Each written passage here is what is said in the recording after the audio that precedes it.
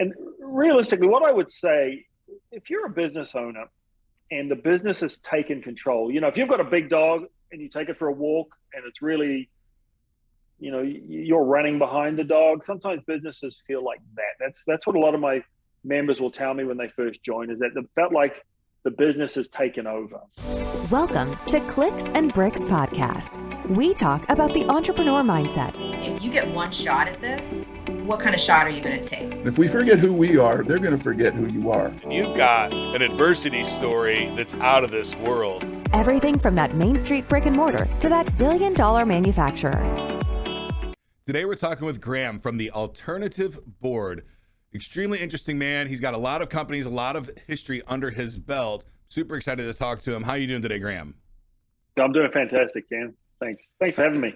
Thank you for joining us. I know that you're very busy and you got a lot of irons in the fire. Can you tell the audience a little bit about who you are and what does TAB do?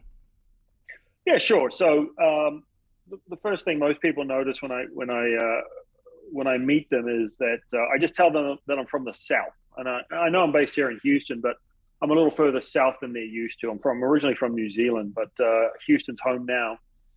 The Alternative Board is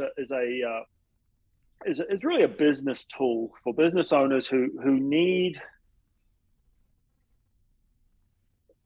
to be with a group of like-minded professionals, like-minded owners who can come together once a month to help each other work on the challenges and the opportunities of running a business. Most of our members are between about 1 million in revenue up to 10 million in revenue, and maybe 5 to 6 employees up to 25 or 30 employees, and that mix where you have a lot more going on than just trying to win that next sale when you're new to business. So that's kind of where TAB falls into it. We can talk a little bit more about it as we go on. Okay, so it really starts making sense to get additional help at that. I've always thought once you're over 10 employees, things start to really change. Every hire in your business, going from 1 employee to 2 employee, big change, but manageable. It's just 2 people. 3 and 5, okay, you can still kind of manage that. But when it's 10 different individuals, unless it's family that you've known forever, stuff starts to get kind of different, right? And you've got different roles and responsibilities and accountability and things like that. Can you talk a little bit about why you start at that kind of level? I'll give you a really good example, actually. So in our board here in the Woodlands, we have a young man who is a serial entrepreneur, and he's had multiple businesses. He started this business. He bought into an existing business, and it had 4 employees, himself and 3 others. And it grew a little bit, and then he got to 6 employees, and he could touch everybody. Everybody sat around him. He was right in the middle. Everything could be solved with a 10-minute conversation. And then about 18 months ago, and he's been a TAB member for 4.5, 5 years now, and he's been growing at a very, very consistent and very, probably double his industry average. 9 months ago, he landed a massive client, and he's gone from really about 10 to 12 employees to 25 employees. And at 10 to 12, he was struggling with just the dynamics of roles and responsibilities, and just the realities of people's lives getting in the way of the business. But now he's at a point where, it's the processes and the roles and the hierarchy are the big challenges for him. And with 25 employees, he's looking to add another 15 in the next 90 days. And so it's those sort of benchmarks that we use, because they at each level, as you mentioned, at each level, you get about half a dozen. Okay, we're starting to work, but you get to 10 to 12, and then I'm not going to say issues arise, but just that coming together of people's lives in your business, and you're not quite big enough to have enough cover for every role. So it's one person, one role. And if that person's sick, or if that person has to, pick a kid up or something like that, suddenly the business gets impacted. And that's part of the reason we use those sort of headcount metrics to decide, are you sort of eligible? Does it make sense for you to join one of the boards? And B, if so, what board would you be on? And a single accountant will be a good member for us. He might only, his revenue might be, $500,000 a year. That's fine. But he's not going to be on the same board as a guy who employs 40 people with 20 million turnover. So we tend to have boards that are more segmented based on, whatever appropriate metrics we sort of feel benefits everybody. That is fantastic. So you have a lot of history in business before Tab. Can you tell us a little bit about, I read that you started 4 different companies but you're out of those completely. Is that correct? But then one of those companies, you didn't found it. You took over responsibility, but it was a failing tech company. And that's the one that I'm mostly interested in. So can you just give us kind of a highlight, a high level, what were the 4 kind of companies that they were doing? And I know there were some mergers and some stuff there. So kind of keep it light for the audience, but. When I finished university, all of my friends went off and they got their corporate jobs, and I really had no interest in doing that at the time. I thought death by cubicle was just not a way to go. So me and 2 guys went off and started a radio station. I thought that was kind of a cool thing to do, just go and found a radio station. So we found a market, bought a couple of frequencies, bought some secondhand equipment, and got this thing going. And it actually worked surprisingly well. Had nothing to do with the business acumen. I just finished business school, had nothing to do with that. We were kind of dumb. You could live with, you didn't have to make rent because you're living on someone's couch. But it worked really well. Relatively well. And then that was one of the first businesses that we sold. We ended up, we ran into a typical entrepreneur's cash crunch. Expansion required new frequencies, new equipment, and as good as the business was going, we were not the people to take it on any further. So it was about 2.5 years. I think we got rid of it. I'd like to say we all made a fortune, but we really didn't, because we That's borrowed as much money as we made. Right, because you have to make the decision: am I going to grow this business, sell it to somebody that can grow it, or just walk away from it? And if you can sell it, that's probably best case scenario. But I've had to walk away from some businesses like that to say, hey, this is a great hobby, but it's not something I'm going to put $1 million into and risk $1 million for. So it's the business that bought us, they were another radio. They were a radio station network, so they owned multiple stations. But for years, they'd resisted moving into the market that we were in because they didn't think it was sustainable. So we'd shown them it was sustainable, so they then were interested in buying it, but they weren't interested in buying it for the sort of money that we hoped for. Right. Well, they would only buy it for what it would cost them to replicate it, right? Because they can beat you at that game.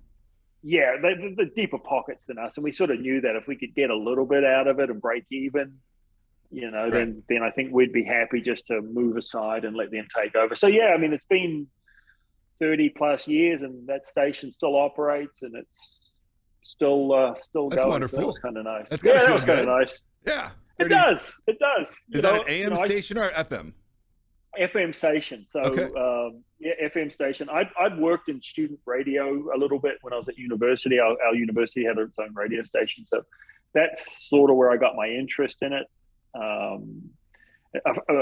Me and a couple of guys, in particular, one guy who was the engineering genius, we actually started an underground radio station at high school. It got us in a certain amount of trouble. Pump Up the Volume is one of my favorite movies. Yeah, we were operating out of a broom closet with I'm not going to say stolen equipment, borrowed, but our AV room at the high school was short of a lot of inventory. And back then, radio was highly regulated in New Zealand, and it didn't go down well. Did not go down well at all. That's a whole lot of fun. I'm sure you've got 1,000 stories on just the radio stuff. I know I went to school for TV and radio broadcasting. Oh, okay, yeah. 20s, almost 30 years ago now. So, and you did the smart thing and went off and did something else because. Well, it became very obvious to me when I got my first morning show offer with a partner in Florida, and they're like, I'm like, well, how do you live on that? And like, oh, you have to sell ads and do a lot of nightclub gigs, and then you can, share a crappy apartment and live on a couch. And I'm like, well, yeah, fantastic. There's this internet thing going on. I'm gonna go look at that for a minute. The startup dream, yeah. So, yeah, I had a lot of fun. So. You exit that. I think it's really important for people to know, and I see this all the time with entrepreneurs that wildly overvalue their product or service, that there's a bigger player in the market. Your company, it can't be worth any more than what it would cost them to duplicate what you have, right? Because if you're going to sell it, if your dream is to sell it to the bigger guy in the market, I mean, you got to really think about how much is it going to cost you to deploy it and how much would it cost them to deploy it, because if they can replicate it for less, then they won't buy you out. They'll just replicate and push you out.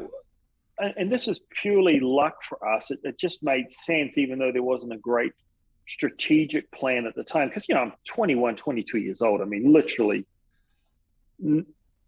not a huge amount of business experience. But one of the things we were smart at is that we had 12-month advertising contracts drawn up. So our advertising clients were locked into periods of time. And so when the radio station came along, there was a value to owning those contracts. Absolutely. And so that's where we managed to eke out a little bit more than just equipment and a studio. You can get some kind of multiplier on contracts. Yes. Right? You can't get a multiplier on, if I did $1 million of labor last year, I'm a plumber and I have no contracts, then I can't get a multiplier on my $1 million revenue, because it's transactional. Everything's transactional, hand to mouth. And we were lucky because we'd actually secured some the area that we set up in is quite a large tourist market, and so we'd secured relatively long-term contracts with massive tourist operators up there. So we had that business, and this other agency did not own any of it. So once again, more blind luck than great strategy, but we made it work. Blind luck sometimes beats strategy, right? And they just keep going. Like, I love this saying that you don't have luck, you create luck. And I think you create luck by just keep moving forward, right? Just keep moving and trying new things and doing stuff. Yeah. Although it's frustrating to the people around us sometimes when they're like, I don't understand why you go in so many different directions at once. But they'll figure it out and they'll follow along. You were put into a position of a failing tech company, and this intrigues me wildly because I was put into the same position, and I did not have the facilities in myself to manage that properly in my home life and all those other things. And it darn near killed me, right? I was met myself in the hospital with a major alcohol issue and heart issues, and I gained a whole bunch of weight. So I think it's really important to talk to people in business or thinking about going into business about dealing with those adversities and managing a company that's in a failing state and coming in the morning and not knowing how you're going to make payroll and all those things. And you managed to not only turn it around from a company that's trying to get out from under the blanket, but now it's a profitable business that's growing. Can you talk a little bit about, the entry into that position, and then, how some of the things that you did, like hard and fast rules that you put in place that you think are fundamental in that turnaround? Yeah, oh, sure. So the journey was quite interesting. So this was the timing of it couldn't be better. So I moved here. I moved to the U.S., moved to California in 2001, I believe. I just got married. Like I said, my wife's from Omaha, so it's easier to live in the same country. So I was then from New Zealand, and we were living in San Francisco, and I joined this tech firm, and it was sort of my first job in the US. And regardless of what I'd done in New Zealand, this was sort of my first entry into the US. And I came in a position of just as a technical advisory type role. They had some clients that needed sort of instruction on certain tech aspects. So I got the job. In the first 90 days I was there were two general managers hired and fired in that time. Then the ownership group hired a president who to run the whole company for them. He turned up one day. Everybody's just, it's like the, well, maybe not the Queen. It's like when the president of the US walked into your building, right? Everyone's running around. Everyone's very nervous. And I didn't know who this guy was. I hadn't read the memo. I'd actually been out on site at a client's location. So I hadn't seen the memo. This is before iPhones. And I didn't check my email when I got back. So I didn't know who this guy was. So I just have a quick conversation with him. Everyone, and then off I go and do my thing. The next day he comes up and has another conversation with me. I go out to a client site. When I come back, I've been promoted to sales manager. And I hadn't applied for the job. He just, and then I find out that all the other sales managers had just been fired. And tomorrow I'm taking over as sales manager. And I'm like, what's going on? So it's sure, okay, is there a pay? Oh, there's more money. Okay, fine, I'll do it. And that's kind of that was the start. That was probably the red flag that should have told me, maybe I should go find something else to go work with a different company. So I took over as sales manager. We had a new general manager in from Tennessee. One of the most interesting business minds I've ever had the pleasure of working for.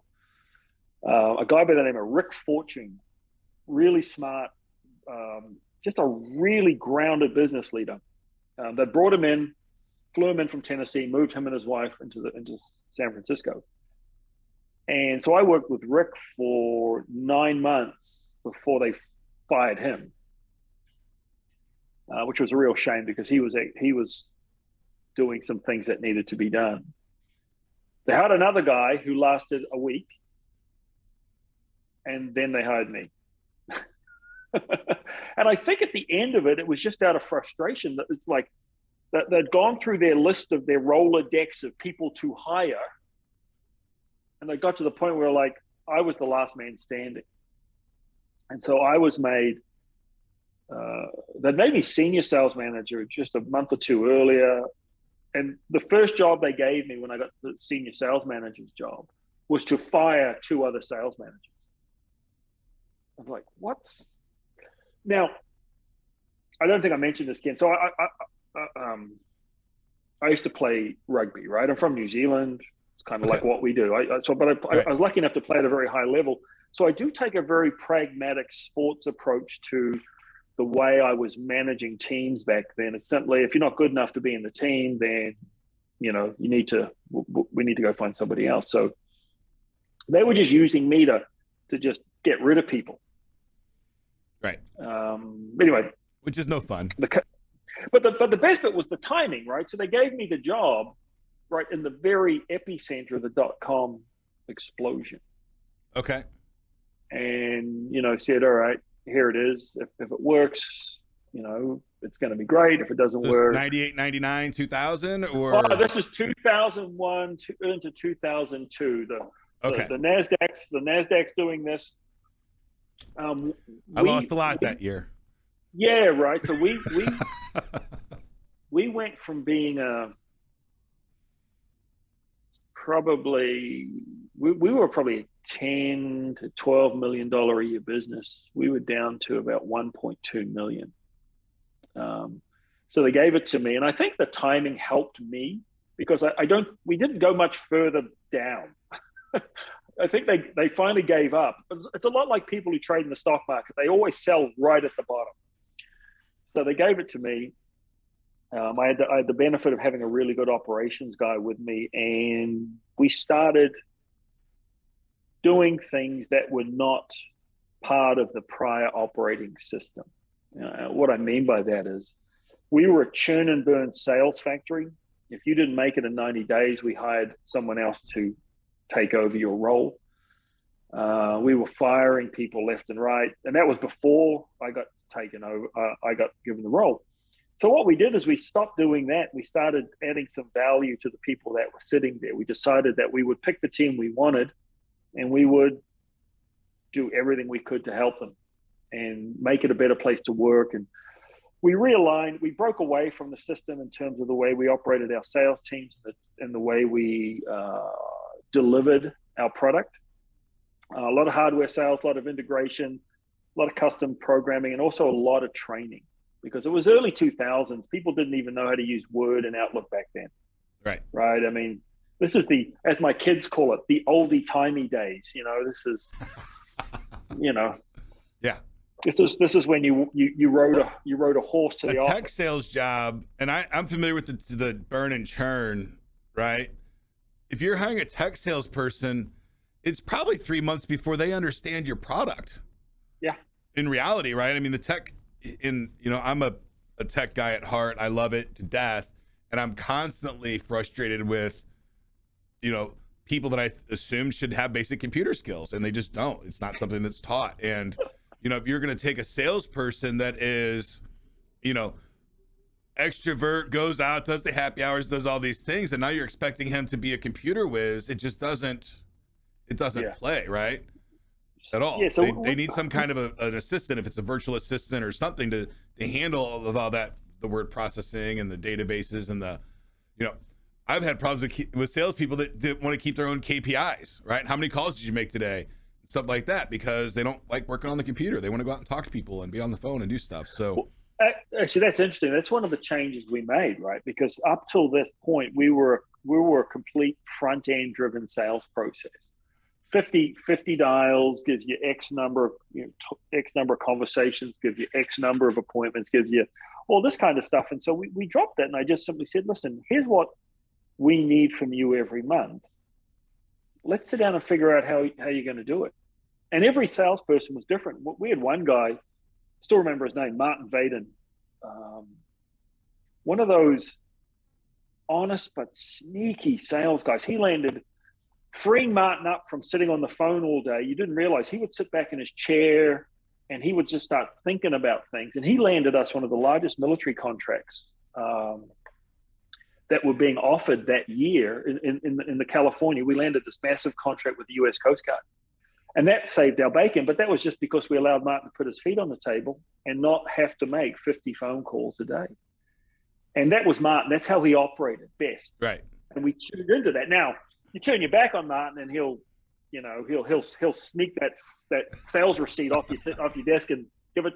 But he was just a genius at, and the way he landed that deal was amazing. He was sitting on his desk and he was reading the paper, and he saw that there was just a tiny little story about the U.S. Coast Guard having some issues with some things, and it had caused a problem somewhere else. And Martin goes, oh yeah, gets on the phone and just starts making phone calls into the U.S. Coast Guard office, which is based in just outside of San Francisco.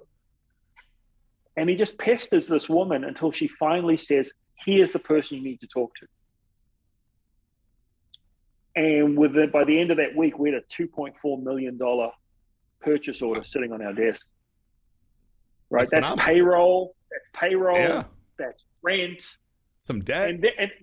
But then here's the best bit. So we get it signed up. We get it signed. We start delivery. Martin gets on the phone to that same woman, pesters her until she tells him who the payment officer is based in Virginia. He starts calling this person. We get paid 15 days after we start delivering, $2.4 million. On a government contract. On a government contract, because, and Martin knew that he wasn't going to get his commission if we didn't get paid. So there's some motivation there for him. But the fact is, he got a $2.4 million check from the government. Right. From start to finish, it wasn't even a 30-day process. Right. And we hadn't even finished delivery yet. Wow, that is amazing. Getting money from the government, once you get the government contract and they start paying, it's great business. But that first check is generally 90, 120 days out. 120 days, yeah. And you've got to really just figure out how to manage your business upside down for that period of time. There's gap loans and stuff you can get. So this contract continued for us because of Martin. and they would pay us on this mid-month cycle for them, which it turned out was easier for them to do. Right. So we were getting our money within 30 days, and it was just brilliant. It was just, but the point being is that it took us breaking away from the proven path of sales activity drives revenue to we've got all these salespeople. Let's try to figure out how to position them for success, right? So for Martin, it's give him space, give him time, and he'll deliver the goods. And I told him, you have to keep hitting these numbers, because if you don't hit the numbers, we can't have you here. But we're going to do everything we can to keep you, right, and keep you moving, right? We're going to support you. So I can't teach a fish to climb a tree, right? So I want my players to play the best game that they can play. I want squirrels climbing trees, and I want fishes swimming, right? So and I've tried to cross train them, and it doesn't work. We had another guy, very similar story. And this was really what drove the success, right? It's because everybody's desperate at that time. .com companies are just going out of business. We're hemorrhaging money. And everyone's just calling harder. They're just thinking, I can work harder to do this. And we just took a different approach. Now, there's a massive risk there. But we could see that it was pretty clear that the processes that had worked in the past were no longer working. And I wasn't just going to keep beating my head against a brick wall trying to make them work. So we changed it. And it was working harder on a bad plan is not a good thing, right? Because it just never gets anywhere. We have a football team down here that hopefully no one from Houston is a Houston Texans fan is listening, but they have a legacy of just making bad decisions, and they keep doing the same thing over and over again. So, I wish I could say I've never been a victim of that, but I've definitely had a bad plan that I held on to and made that mistake over and over. I'm getting better at that though. So this goes back in 2001. You changed your culture inside your company. Now we fast forward to 2022. 20 years later, we're living in this crazy new world, right? Something that if you've been in business for 10 years, you've never seen an environment like this for staff. And I think that a lot of things that you did back then to change your sales goal are some of the same things that you're doing now. Can you talk about now when you're talking about, hiring new employees and keeping staff retained, do you find a lot of those same things that you did 20 years ago are rhyming more true today than they ever were? Or have you had to make additional new changes to not make salespeople thrive and strive in the world, but just to keep employees? It's interesting, right? I mean, I think I'm defined as Generation X, I think, by my age. And a lot of people, we beat up on the millennials and whatever generation that's coming. But, I think at the end of the day, there is a drive for life to have more meaning than 9 to 5. And, as much as people go, my old school upbringing, I grew up in a forest. My dad was a forest ranger. Me going to university was the last option anybody thought of. It was join the forestry, learn to cut down trees, work with your hands. And I did that as a teenager, and as much as I enjoyed it, it wasn't where I was going to end up. But that mentality of working hard, putting in your time, 8 o'clock to 4 o'clock in the forestry days, 9 to 5 in the business world. And it's never really 9 to 5. It was always more like when I took over the tech firm. It was my wife. I'd get up at 5:30 in the morning, catch the 6:14 express train into San Francisco, and I'd be at my desk at 7:30, and then I'd meet my wife at 7 o'clock at night on the train back home. But what we're seeing now, and it's not just right now, but the pandemic has certainly brought it under the microscope, is that people are just like, do I really just want to, do I want my headstone to read if only I'd spent another day at the office, or something like that. Right. And so the people, whatever means they have, are making decisions around not just who I want to work for, but what it's going to be like while I'm at the office. And the big corporations have spent a fortune over time developing, having culture experts and developing the culture they want in an attempt to hold people. I know in most large corporations you end up with golden handcuffs more than anything else, right? They give you stock options, and now you can't leave, because when you do, all that's out the window. So what we're seeing now in these conversations, and COVID's brought it under the microscope, is that business owners are really having to look hard at themselves. And one of the things I tell my members in our board meetings is, you don't treat people like they're your family. I know people say, oh, I want to treat them like my family and we're all friends. Because, well, no, you're still the boss and they know you're the boss. But you have to treat them with, a level of respect, a level of empathy and understanding that makes them feel like there's a certain amount of give and take, a certain amount of freedom in what they do. And when I moved here to Houston to take over this tech firm, one of the things that was quite important there was getting the people to realize that mistakes are just part of life. Now, they're high risk for us because the software we ran, if it shut down, it could impact somebody's electricity at their house. But there was always this sort of axe hanging over everybody's head that if you made a mistake, the axe would fall and you'd be gone. And it was more about getting people to feel comfortable using their best judgment, and then giving them the flexibility to work from home. This is before COVID, to work from home. If you have to run, one guy, his father was quite elderly and couldn't drive. So, go take your dad to the hospital if he needs to go. Don't go take him to a doctor's appointment. It's just treating them with a certain amount of respect.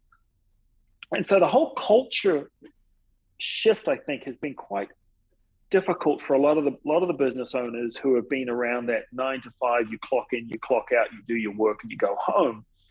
Those industries are suffering because people are going, well, is there more to it than that? I enjoy what I do, maybe. I think you mentioned, Ken, you've been in the corporate world. I've been in it 2 or 3 times over. Right. And the best experiences I ever had were with managers and leaders who trusted me to make the decisions I needed to make to do the job I needed to do. And that was quite motivating for me. That's not motivating for everybody, but that's kind of how I like to work. And so, one of my members right now is realizing that he's been treating everybody like family, and their motivations are different, so they're kind of taking advantage of him. And so he started having to rein that back in and figure out, okay, what is it that I can do for you that will still make you feel like being here and that you're part of this environment, but I am still the boss. It is still my company, and I still want to have you here and have you enjoy your experience while you're here. And those are the big challenges that companies are going through, is how to, because, when you're in a large corporation, it doesn't matter how many culture experts they have. It all starts at the top. Right. And if the top's not right, you can spout individual freedoms, and you can spout, I really value my employees.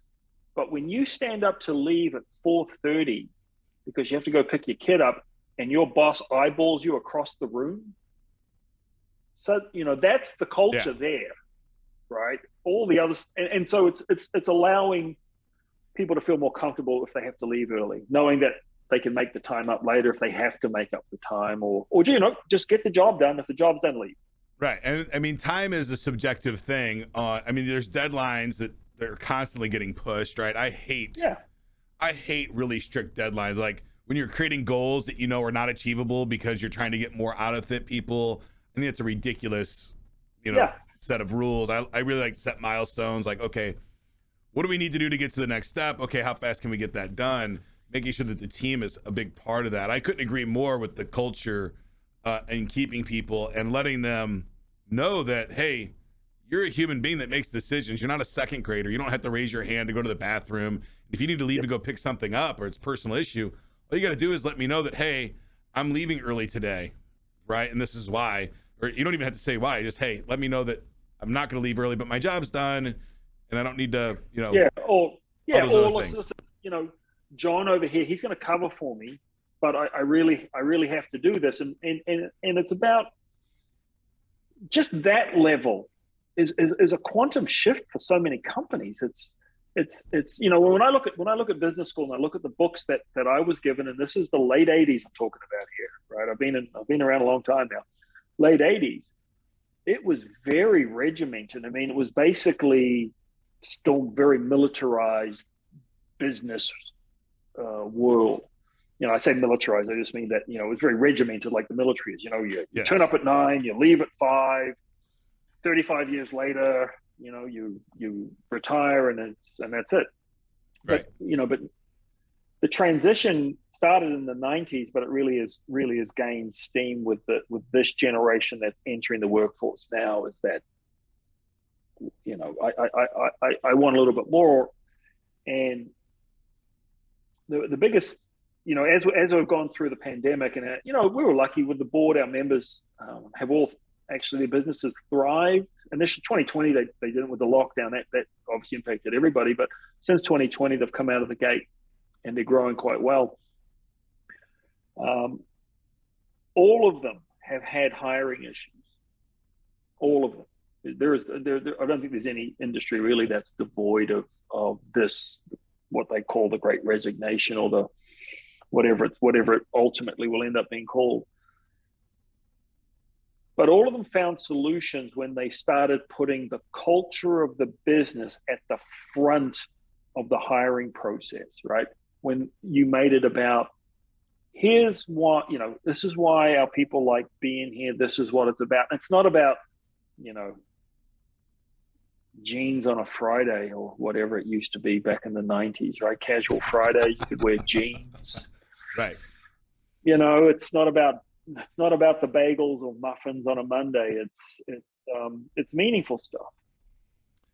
Right. I've always said, I don't watch the clock as long as you don't watch the clock, right? And I found it, if I'm jumping somebody's rear end for coming in 10 minutes late, then I can never ask them to stay for 10 minutes late if I need a little help getting something done. Yeah. So those kind of nuances are wildly important, I feel, because I feel horrible walking into a job that's like, hey, you were 2 minutes late today. What happened? Why were you late? And you're getting written up for this. And it's a miserable experience, right? Your point there, right? When a guy, in the software job I was in recently, when you've got a guy that puts in 4 hours extra time at the end of the day because there's a critical issue, it's not our problem, but we're the only ones who can fix it. I'm not asking him to turn up on time the next day, right? Or I'll say to him, listen, man, that's amazing. How about we convert that into time off for later on, or you can just come in late tomorrow. You choose, right? And because it is kind of demeaning to put that time in and then have the boss insist that you still punch the clock or you don't get any, I guess extra credit's the word, right? Any extra credit for it. But that speaks to the culture, right? It's wildly important. To the culture of the leadership. I've lived in a 24-hour world for almost my entire career, right? Since early 99, I've lived in a business that runs 24/7, 365. We've never been not a minute without an employee here for 20 years, right? So, and that's a wild challenge. And sometimes there's things where I got to call people in the middle of the night and say, hey, I need you to hear. And I am so fortunate to have a team that gets up and puts on their boots and goes running even at 3 a.m. So, but it requires that I can't, get mad at them when they don't show up at 9 when the bell rings. So, Graeme, I had a blast today. We're running a little bit short on time, so I think we're going to wrap things up. Is there anything you would like to leave with the audience, or if somebody wanted to work with you specifically, how would they get in contact with you? Look, they can find me at Graeme at Tab Woodlands, TAB Woodlands. And realistically, what I would say, if you're a business owner and the business has taken control, if you've got a big dog and you take it for a walk and it's really, you're running behind the dog, sometimes businesses feel like that. That's what a lot of my members will tell me when they first join, is that they felt like the business has taken over. The whole point of Tab is to give you a place where you can come and you can take control of your business again. And quite often it's more about taking control of your personal life, right? It's that business has now become an all-consuming part of your life, far beyond what you originally envisioned when you started your business. And that's really where Tab that's really the biggest value that Tab has for its members. Wonderful. Thank you for your time today, Graeme. I had a blast. I hope to get to talk to you again soon sometime. Really enjoyed it, Ken. That's it for today's show, folks. If you'd like to join my text line community, the number is 314-370-2871. To join, you just send me any question about business or technology, and I will send you an absolutely free, unbiased answer. Get to work.